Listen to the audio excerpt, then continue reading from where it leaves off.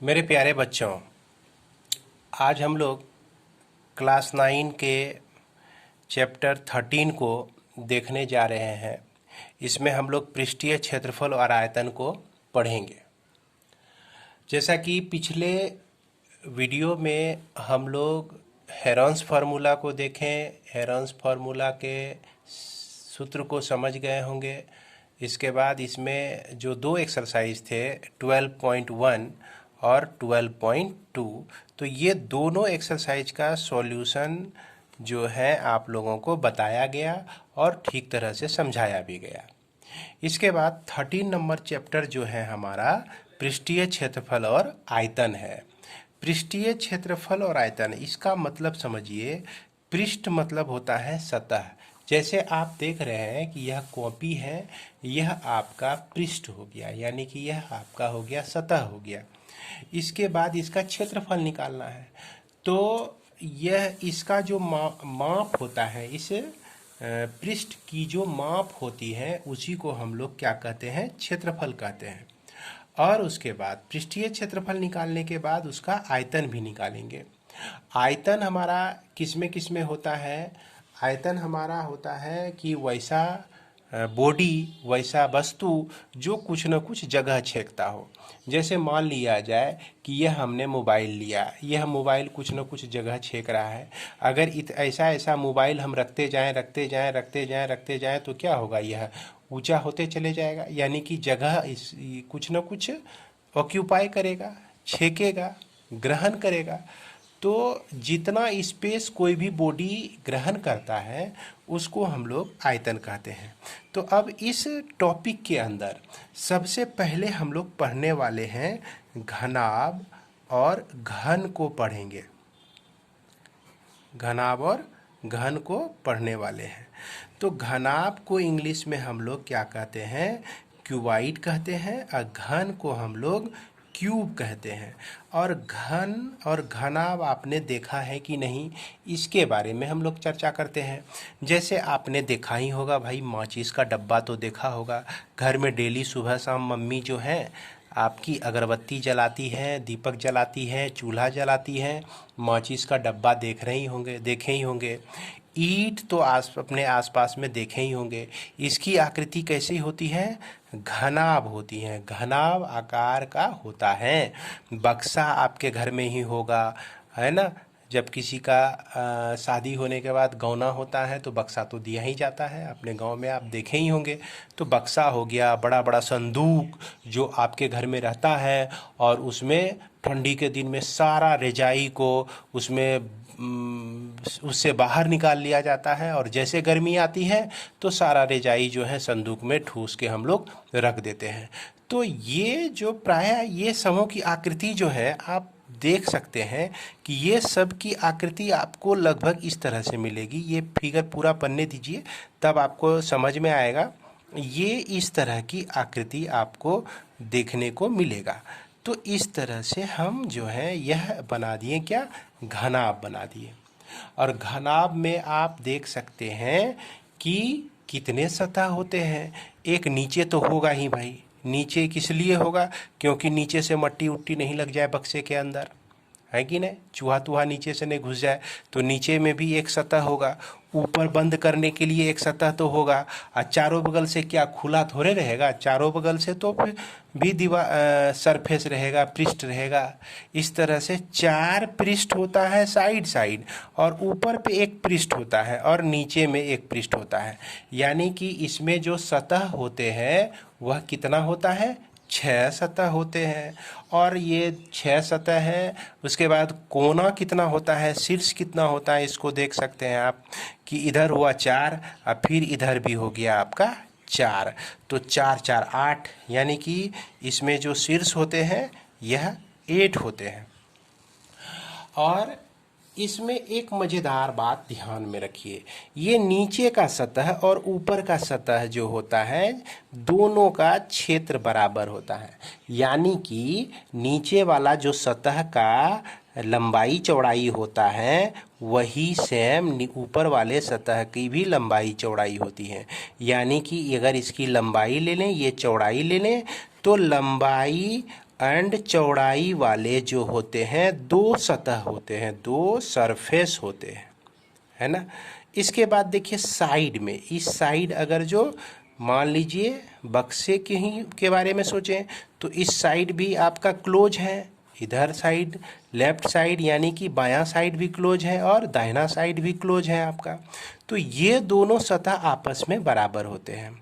तो ये दोनों सतह के बारे में सोचिए, यह सतह की लंबाई अगर इसको लें b हो गया एक साइड की लंबाई b, और दूसरा जो ये ऊंचाई जिसको कहते हैं h, तो यह b इंटू एच वाला जो क्षेत्र होता है वह दो होता है, एक दाहिना साइड और एक बायां साइड, यानी कि दो सरफेस होते हैं। सरफेस कहने का मतलब सतह होते हैं। इसके बाद हम लोग देखें कि यह आपका पीछे भी सतह और आगे भी सतह, जिसमें यहाँ पर हम लोग कुंडी वगैरह लगाते हैं, ताला लगाते हैं। अगर बक्सा है तो आपका आगे भी तो क्लोज ही रहता है, पीछे भी क्लोज रहता है। तो आगे वाला सतह और पीछे वाला सतह, है ना। तो आगे वाला सतह की लंबाई l हो गई और यह ऊंचाई h हो गई। तो l लंबाई और h ऊंचाई वाला भी दो सतह होता है, एक आगे और एक पीछे होता है। यदि आपको यह कह दे कि इस घनाभ के कुल पृष्ठ का क्षेत्रफल, क्या कह दे, घनाभ के कुल पृष्ठ का क्षेत्रफल, है ना, पृष्ठ का क्षेत्रफल निकालें, तो कुल पृष्ठ क्या गो होते हैं भाई, 6 गो सतह होते हैं, 2 गो होता है लंबाई और चौड़ाई वाला। तो यानी कि लंबाई गुना चौड़ाई 2 बार जोड़ दिए हम लोग, है ना। एक होता है ऊपर, एक होता है नीचे। फिर इसके बाद b इंटू एच, यह भी 2 बार होता है, जोड़ b इंटू एच, यह भी 2 बार होता है। उसके बाद l इंटू एच, यह भी 2 टाइम्स होता है, l इंटू एच 2 टाइम्स होता है। इस तरह से इसके लिए फॉर्मूला बन जाता है 2 into L B, 2 into B H, और यह 2 इंटू एल एच, जिसको हम लोग इस तरह से भी लिख सकते हैं 2 into L B plus B H plus L H. तो यहाँ पर एल क्या है बच्चों, लंबाई है, बी क्या है, चौड़ाई है, और उसके बाद एच क्या है, आपका ऊंचाई है। तो इस तरह से इसको ध्यान में रखते हुए हम ये फॉर्मूला को लिख सकते हैं, किसके लिए, घनाभ के कुल पृष्ठ का क्षेत्रफल, घनाभ के कुल पृष्ठों का क्षेत्रफल बराबर 2 into L B plus B H plus L H, ये लिख सकते हैं। अब यहाँ पर एक चीज़ सोचिए, पार्श्व पृष्ठ का क्षेत्रफल क्या होता है, पार्श्व पृष्ठीय क्षेत्रफल, इसके बारे में अब यहाँ सबसे पहला क्वेश्चन बनता है कि सर पार्श्व क्या होता है कि नहीं। पार्श्व पृष्ठीय क्षेत्रफल क्या होता है कि ऊपर वाला ढक्कन और नीचे वाला सरफेस को हटा दीजिए, यानी कि एक रूम है आपका, एक कमरा है, मान लीजिए कि एक कमरा है, कमरा का आकृति भी जो कैसी होती है, घनाभ के आकार का होता है। अगर इस घनाभ में हम जो है यह ऊपर वाला सरफेस नहीं ले, देखिए इसको काट दिए, और यह नीचे वाला सरफेस नहीं ले, इसको भी हम काट दिए, तो बच गया कि चारों तरफ 4 सरफेस। तो चारों तरफ कौन कौन सा बचा, इधर बच गया आपका b इंटू एच बच गया, इधर बच गया b इंटू एच, सामने में बच गया आपका, सामने में l इंटू एच बच गया, और पीछे भी l इंटू एच बच गया। तो इस चारों का क्षेत्रफल अगर निकाल देते हैं, चारों दीवारों का क्षेत्रफल, तो इसी को हम लोग कहते हैं पार्श्व पृष्ठीय क्षेत्रफल। जैसे कि मान लीजिए कि यह एल एच 2 बार हुआ, L into H plus L into H 2 बार हुआ। उसके बाद बी इंटू एच भी आपका 2 बार हुआ। तो इसको सॉल्व करेंगे तो 2 into L H plus 2 into B H हो जाता है, और यह 2 जब कॉमन ले लेते हैं तो L H plus B H हो जाता है, और यह 2 into L plus B into H हम लोग लिख देते हैं। इसके बाद देखिए, आपके दिमाग को घुमाने के लिए प्रॉब्लम क्या करेगा कि एक बक्सा लेगा, वो आपको बोलेगा कि भाई एक बक्सा हम लिए हुए हैं, और इस बक्से में क्या है, कैसी आकृति है, यह बक्सा जो है आपका खुला हुआ है। कैसा है बक्सा? खुला है। खुला को इंग्लिश में क्या कहते हैं? ओपन कहते हैं। तो यह बक्सा जब खुला हुआ है तो ऊपर का सरफेस नहीं है, लेकिन 5 को सरफेस तो है ना इसमें, चारों साइड से 4 सरफेस हुआ, और एक नीचे में एक सतह हुआ, एक पृष्ठ हुआ, यानी कि 5 सतह है। तो चारों बगल सतह का तो क्षेत्रफल ये होता है, क्या होता है? 2 into L plus B into H होता है। अब देखिए, नीचे वाला भी सतह इसमें मौजूद है भैया, क्योंकि यह टैंकी है, खुला टैंकी रखा हुआ है, तो नीचे वाला सतह मौजूद है, तो नीचे वाला सतह का क्षेत्रफल L इंटू बी होता है। तो इस तरह से आप फॉर्मूला यहाँ पर यूज ये कीजिएगा, किसके लिए? खुले बक्से के लिए। तो बच्चों यहाँ पर जो है कंफ्यूज नहीं होना है, जिस तरह का क्वेश्चन पूछे उस तरह से आपको जवाब देना है, दिमाग में रखना है। बक्सा, बक्से का 6 पृष्ठ होता है, ऊपर और नीचे वाले को हटा दिए तो यह पार्श्व पृष्ठीय क्षेत्रफल हो गया। अगर टोटल पृष्ठ का क्षेत्रफल निकालना है तो 2 into L B plus B H plus H L लिखते हैं, और इसके बाद हमारा आता है आयतन। आयतन हम लोग किसको कहते हैं? कहने का मतलब कि घनाभ का आयतन, घनाभ का आयतन। ये आयतन का फॉर्मूला बड़ी आसान है, लंबाई को गुना कर दीजिए चौड़ाई से, और इस दोनों को गुना कर दीजिए आपका ऊंचाई से। तो इस तरह से ये आपका बन गया घनाभ का आयतन निकल गया। कभी कभी बच्चों इसमें आपको परेशान करने के लिए क्या कह देगा कि लंबाई चौड़ाई नहीं देगा, सिर्फ ऊंचाई देगा और क्षेत्रफल दे देगा। तो कभी कभी क्षेत्रफल गुना ऊंचाई यह भी आपका हो जाता है घनाभ का आयतन। जैसे मान लीजिए कि ये आपका एक घनाभ है, ये आपका एक घनाभ है। घनाभ का नीचे वाला जो सतह आप देख रहे हैं, इसका क्षेत्रफल आपको दे दिया 50 मीटर स्क्वायर। कितना दे दिया? 50 मीटर स्क्वायर। इसके बाद कहा कि इसका ऊंचाई जो है 4 मीटर है, इसका ऊंचाई 4 मीटर है। तो देखिए यहाँ पर अगर आपको ये पता होगा कि घनाभ का आयतन क्षेत्रफल गुना ऊंचाई भी होता है, तो फट से आप क्या कीजिएगा कि 50 गुना 4 कर दीजिएगा, और 5 चौके 20, 200 मीटर स्क्वायर, फट से आंसर निकाल दीजिएगा। वहाँ आपका दिमाग गोल गोल लंबा चौड़ा नहीं चकराएगा, आप आराम से उसको बना लेंगे। इसके अलावे और क्या होता है, जैसा कि एक चीज़ और यहाँ समझिए, क्षेत्रफल, जैसे आयत का क्षेत्रफल बराबर लंबाई गुना चौड़ाई होता है, तो लंबाई गुना चौड़ाई के जगह पे आपका क्षेत्रफल भी आ गया।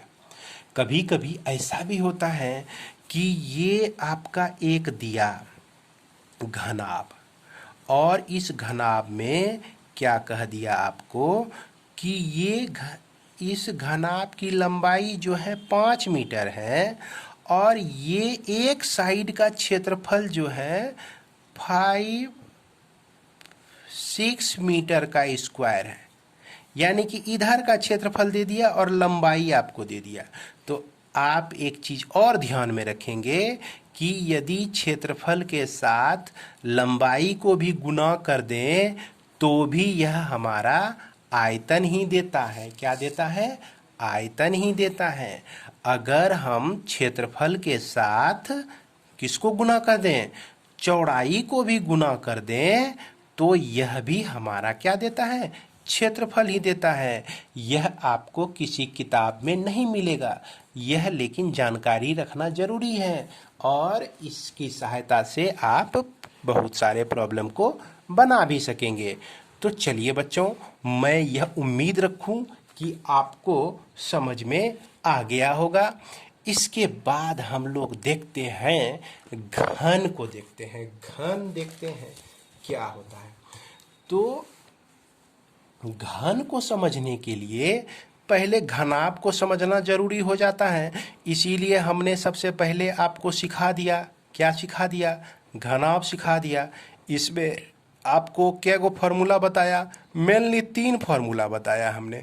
पहला फार्मूला क्या याद रखना है कि पृष्ठीय क्षेत्रफल जो होता है उसको याद रखना है ना। और उसके बाद दूसरा क्या होता है आपका पार्श्व पृष्ठीय क्षेत्रफल, उसको भी याद रखना है। और आयतन जो होता है लंबाई गुना चौड़ाई गुना ऊंचाई होता है, ये तो भाई सबको याद रहेगा, बचपन से याद है, जो छोटा सा बच्चा है उसको भी याद है। हाँ, लेकिन अब ये हमारा फिगर तैयार है। अब इसमें आप ये देखिए, ये आपका क्या हो गया, घनाभ हो गया, और ये क्या हो गया आपका, घन हो गया।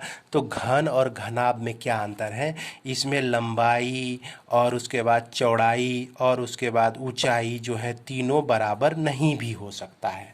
यानी कि लंबाई अलग होता है, चौड़ाई अलग होता है और ऊंचाई अलग अलग हो सकता है। लेकिन इसमें क्या होता है कि लंबाई भी ए होता है, चौड़ाई भी ए ही होता है और ऊंचाई भी ए ही होता है। यानी कि इसमें लंबाई और चौड़ाई और ऊंचाई तीनों बराबर होते हैं। यानी कि इसकी लंबाई भी ए हो गई, चौड़ाई भी ए हो गई, ऊंचाई भी ए हो गई, बल्ले बल्ले, है कि नहीं। खुशी की बात है ये, इसमें लंबाई चौड़ाई यानी कि सभी बराबर होते हैं। अब जैसा कि इसमें फॉर्मूला पढ़ें, क्या पढ़ें, total surface area, T for total, S for surface, A for area, TSA, है ना। तो इसको हम लोग TSA बोलते हैं। TSA का मतलब हो गया टोटल सरफेस एरिया, कुल पृष्ठीय क्षेत्रफल, जो होता है 2 into LB plus BH plus HL होता है। उसके बाद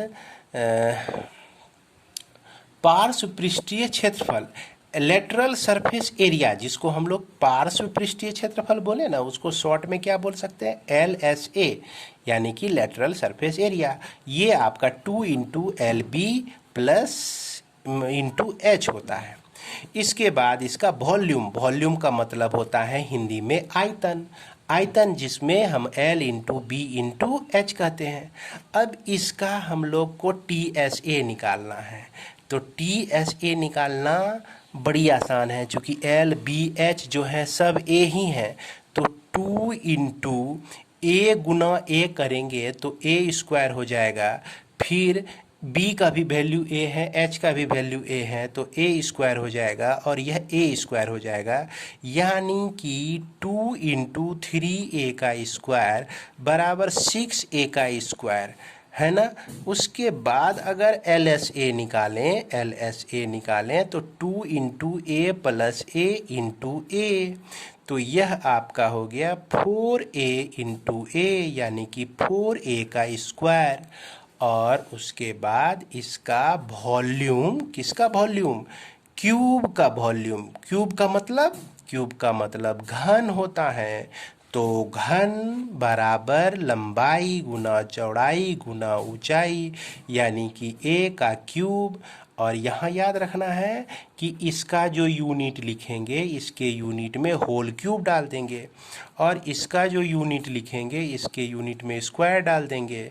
इसका जो यूनिट लिखेंगे तो इसके यूनिट में भी स्क्वायर डाल देंगे। इसका भी यूनिट को लिखने में क्यूब डाल देना है, इसका भी यूनिट लिखने में स्क्वायर डाल देना है, इसका यूनिट लिखने में भी स्क्वायर डाल देना है। तो इस तरह से इसका भी यूनिट लिखने में स्क्वायर डाल देना है। इस तरह से हम लोग, है ना, क्या क्या समझें, घन का कुल पृष्ठीय क्षेत्रफल जो कि होता है 6A का स्क्वायर। घन का पार्श्व पृष्ठीय क्षेत्रफल, पार्श्व पृष्ठीय क्षेत्रफल जो कि होता है आपका 4a का स्क्वायर, और उसके बाद इसका आयतन जो होता है यह आपका होता है a पर पावर q यूनिट का क्यूब, इसमें यूनिट का स्क्वायर, अब यूनिट का स्क्वायर। अब यहाँ आपके मन में सवाल आता होगा कि सर यूनिट का स्क्वायर मतलब क्या होता है। जैसे मान लीजिए कि साइड आपका मीटर में दिया है तो मीटर का स्क्वायर लिख देंगे, सेंटीमीटर दिया हुआ है तो इसके लिए सेंटीमीटर का स्क्वायर लिख देंगे, इसके लिए सेंटीमीटर का क्यूब लिख देंगे, इस तरह से होता है। तो चलिए जब प्रॉब्लम बताएंगे उसमें भी आपको हम बता देंगे कि किस तरह से होता है। तो इसके बाद हम लोग अब शुरू करेंगे एक्सरसाइज के प्रॉब्लम को। तो बच्चों अब हम लोग शुरू करेंगे क्लास 9 के एक्सरसाइज 13.1 को शुरू करने जा रहे हैं। तो एक्सरसाइज 13.1 का पहला नंबर प्रॉब्लम, जैसा कि आप बुक में देख रहे होंगे, क्या लिखा हुआ है, 1.5 मीटर लंबा, 1.25 मीटर चौड़ा और 65 सेंटीमीटर गहरा प्लास्टिक का एक डब्बा बनाया गया है। इसे ऊपर से खुला रखना है, इसे ऊपर से खुला रखना है। तो बात समझ में आ रही होगी, कैसा डब्बा है, खुला हुआ डब्बा है। और प्लास्टिक शीट की मोटाई को नगण्य मानते हुए निर्धारित कीजिए कि डब्बा बनाने के लिए आवश्यक प्लास्टिक शीट का क्षेत्रफल। तो डब्बा बनाने के लिए जो पांचों तरफ से शीट लगा उसका क्षेत्रफल निकालना है हमको, और इस शीट का मूल्य निकालना है यदि 1 मीटर स्क्वायर शीट का मूल्य 20 रुपया है। तो अब देखिए इस शीट को बनाने के लिए, इस डब्बे को बनाने के लिए शीट लगेगा। अब उस शीट का रेट तो कुछ ना कुछ होगा। 1 मीटर स्क्वायर शीट का रेट कितना है, 20 रुपया। तो इसको देखिए कैसे हम लोग बनाते हैं।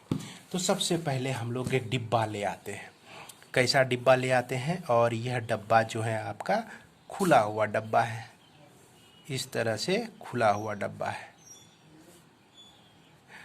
ये आपका खुला हुआ डब्बा है। ये आपका ऊपर पे लिख दिए ओपन। तो इसमें कितने बगल सीट हैं आपका, 5 बगल है ना, और यह सामने में भी सीट है, आगे पीछे लेफ्ट राइट और नीचे। ऊपर पे तो यह खुला हुआ है। तो इस तरह का घन का आयतन हमने बताया था कि चारों तरफ का आयतन निकाल लेंगे। इसमें सबसे पहले दिया क्या किया गया है उसको नोट करते हैं। तो लंबाई इसकी दी गई है 1.5 मीटर दिया गया है, चौड़ाई इसका दिया गया है 1.25 मीटर, ऊंचाई दिया गया है 65 सेंटीमीटर। 65 सेंटीमीटर को हम मीटर में कन्वर्ट करेंगे तो 100 से भाग दे देंगे, यह 0.65 मीटर हो जाएगा आपका। इसके बाद हमको इसका क्षेत्रफल निकालना है, यानी कि शीट का क्षेत्रफल, शीट का क्षेत्रफल निकालना है। तो इसके क्षेत्रफल का पार्श्व पृष्ठीय क्षेत्रफल लिखेंगे, 2 into L plus B into H कर देंगे। अब प्लस इसमें ये जो फॉर्मूला है, ये फॉर्मूला जो है चारों दीवारों का क्षेत्रफल देता है।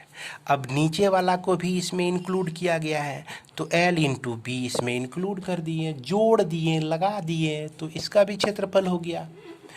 अब देखिए 2 इंटू एल का वैल्यू है 1.5 प्लस बी का वैल्यू 1.25, एच का वैल्यू 0.65 और उसके बाद एल का वैल्यू 1.5, अब बी का वैल्यू जो है 1.25 है।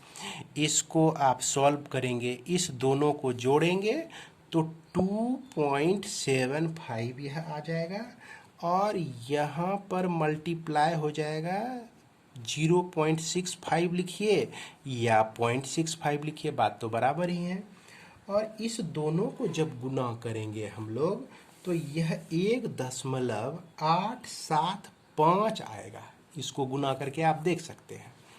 इसके बाद अब इसको 2 इंटू इतना जब हम करेंगे तो यह आपका 3.575 आएगा और प्लस 1.875 हो जाएगा। अब इस दोनों को जोड़ के देखिए बच्चों, ये दोनों को जोड़ेंगे तो 5 जोड़ 5 10 के 0, 14 एक 15 के 5, और यह 5 8 5 13 14 के 4, 3 एक 4 एक 5, 5.450 मीटर का स्क्वायर आता है। तो ये आपका क्षेत्रफल निकल गया है। अब हमको पता है, दिया गया है कि सीट का मूल्य निकालना है। चूंकि 1 metre square seat, SEET seat मतलब तो समझ ही रहे हैं, सीट लिखें, का मूल्य जो है कितना है, ₹20 है। तो 5.450 मीटर स्क्वायर सीट का मूल्य कैसे निकालेंगे? 5.45 को मल्टीप्लाई कर देंगे 20 से, तो यह निकल जाएगा आपका 108 रुपया 00 आना पैसा, है ना। तो ये हो गया आपका आंसर हो गया। तो उम्मीद है कि आपको समझ में आ गया होगा। इसके बाद हम लोग देखते हैं क्वेश्चन नंबर 2 को। तो क्वेश्चन नंबर 2, चलो रे, कहाँ है क्वेश्चन नंबर 2? आ गया क्वेश्चन नंबर 2। तो क्वेश्चन नंबर 2 में एक कमरे की लंबाई, चौड़ाई और ऊंचाई 5 मीटर, 4 मीटर, 3 मीटर है ना। कमरा है भाई, कमरा भी कैसा आकार का होता है? घनाभ आकार का होता है। और ₹7.50 है, कहिए इसको, या 7.50 रुपये प्रति मीटर स्क्वायर की दर से इस कमरे के दीवारों और छत पर सफेदी करने का व्यय ज्ञात कीजिए। देखिए, ध्यान देने वाली बात है कि कमरा में हम लोग दीवार और छत को रंग रहे हैं, और जिस पे हम लोग रहते हैं फर्श पे, उसको नहीं रंग रहे हैं। किसको किसको रंग रहे हैं? यहाँ पर यही पकड़ना होता है कि ये जो आपका मान लीजिए कमरा बना हुआ है, ये कमरा में जिसमें आप लोग रहते हैं, इसी तरह का ना घनाभ आकार का कमरा है। ये आपका कमरा में नीचे वाला पोर्शन को हम लोग नहीं रंगते हैं, नहीं रंगते हैं, नहीं रंगते हैं, नहीं रंगते हैं, नहीं रंगते हैं, नहीं रंगेंगे। रंगेंगे किसको? ये एक दीवार जो खड़ा है, ये सामने वाला दीवार दूसरा, एक बगल वाला तीसरा, एक पीछे वाला चौथा, और ऊपर सीलिंग, ये आपका सीलिंग है, और उसके बाद ये पंखा लगा हुआ है ना। और मान लीजिए कि आप यहाँ पर नीचे में बैठे हुए हैं, तो इस तरह से किसको किसको रखना है? सीलिंग को रंगना है, चारों दीवार को रंगना है, नीचे वाला को नहीं रंगना है। तो पार्श्व पृष्ठ आ गया इसमें, और ऊपर का भी क्षेत्रफल आ गया। तो चलिए इस कमरे का डायमेंशन लिखते हैं। इसकी लंबाई जो है 5 मीटर दिया गया है, चौड़ाई जो है आपका 4 मीटर दिया गया है, और ऊंचाई जो है 3 मीटर दिया गया है। तो कमरे के पृष्ठों का क्षेत्रफल जब हम निकालेंगे तो इसमें पार्श्व पृष्ठीय जुट जाएगा, और प्लस ऊपर वाला छत भी L/B आ जाएगा। तो अब देखिए 2 × L कितना है? 5 है। B कितना है? 4 है। H कितना है? 3 है। L कितना है? 5 है। B कितना है? 4 है। इसको मल्टीप्लाई कर देंगे, 5 4 9, गुना 3, और जोड़ 5 गुना 4। तो यह जो है आपका 9 27, 27 दूना 54, और 5 चौके 20, 54 और 20 हो गया 74, 74 मीटर का स्क्वायर हो गया इसका एरिया।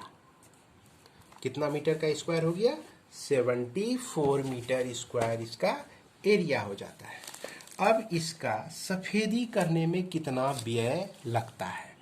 तो पेंटिंग करने का कि सफेदी?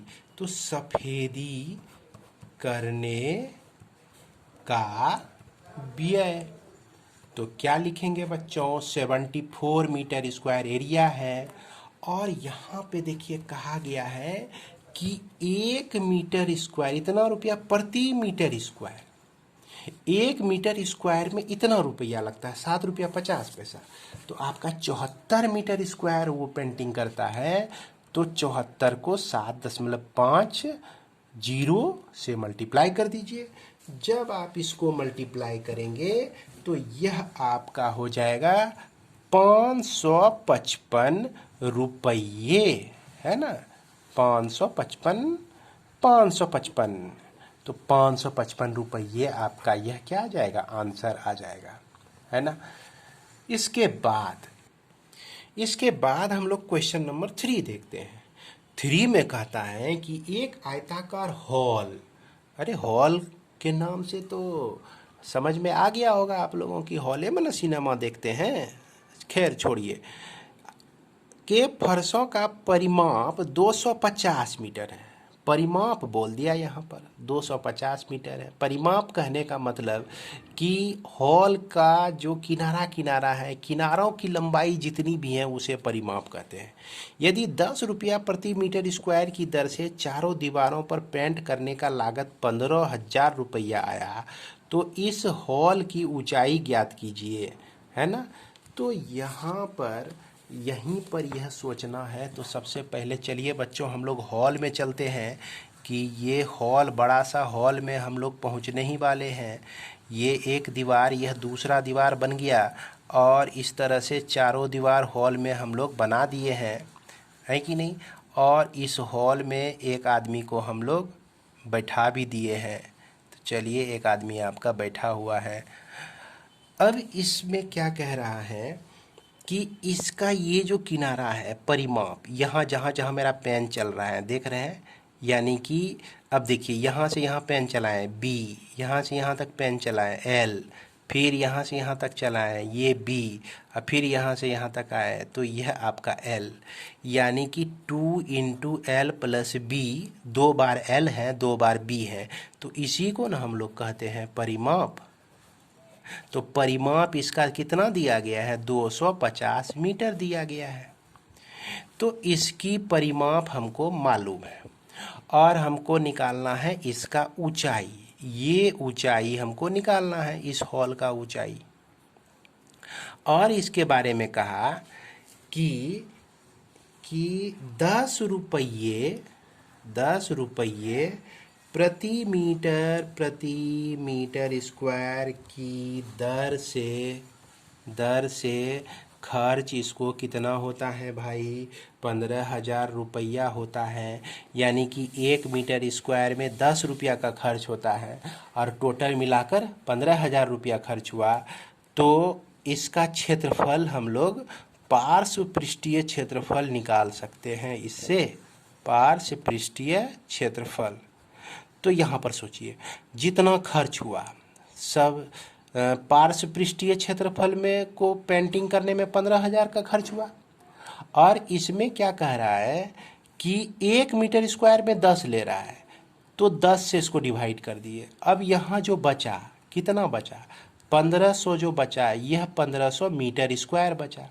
यानी कि 1500 मीटर स्क्वायर हमारा क्षेत्र था और वह 10 रुपया के दर से लिया, तो 10 को गुना कर देंगे। अगर हम 15 से 10 को गुना कर देंगे, हम किससे, 15 से, माफ़ करेंगे 10 को गुना कर देंगे 1500 से, तो देखिए 15,000 मिलता है कि नहीं। तो यानी कि 15,000 को 10 से भाग दे देंगे तो यह हमको क्षेत्रफल मिल जाएगा। तो इस तरह से हम लोग यहाँ पर क्या प्राप्त करते हैं, क्षेत्रफल हमको मिल जाता है।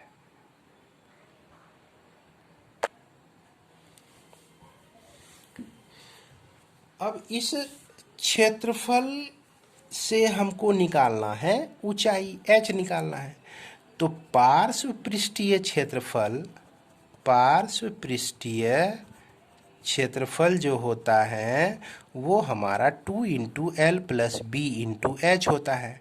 तो पार्श्व पृष्ठीय क्षेत्रफल हमको मिला है 1500, और 2 इंटू एल प्लस बी, देखिए 2 इंटू एल प्लस बी, कितना संजोग ठीक है कि 2 इंटू एल प्लस बी इसमें दिया हुआ है 250, है ना। और यह h निकालना है। तो यह h निकालने के लिए हम क्या करेंगे कि h बराबर 1500 को भाग दे देंगे 250 से, 0 0 कट गया, 25 छक 150, तो 6 मीटर आंसर इसका हो जाएगा। इसके बाद जो क्वेश्चन नंबर 4 है क्वेश्चन नंबर 4 से हम लोग नेक्स्ट वीडियो में देखेंगे। बच्चों, आपके लिए एक सूचना यह है कि बहुत सारे बच्चे जो हैं वीडियो तो देख रहे हैं, लेकिन वो सब्सक्राइब नहीं किए हुए हैं। कृपया सब्सक्राइब कर लें।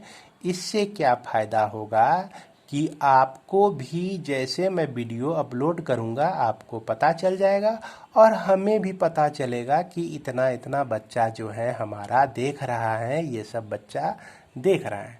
तो उम्मीद है कि आप लोग ध्यान रखेंगे इस बात का। इसी के साथ मैं इस वीडियो को समाप्त करता हूँ। अगले वीडियो में हम लोग क्लास 9 के रेस्ट प्रॉब्लम यानी 4 के बाद के सारे प्रॉब्लम को हम लोग देखेंगे। तब तक आप लोग अपना ध्यान रखेंगे, खुशी से रहेंगे, झगड़ा झंझट नहीं करेंगे, भाई बहन में आपस में लड़ाई नहीं करेंगे, माँ बाप की अपनी बातें मानेंगे और अपने बड़ों का आदर करेंगे। तो धन्यवाद बच्चों।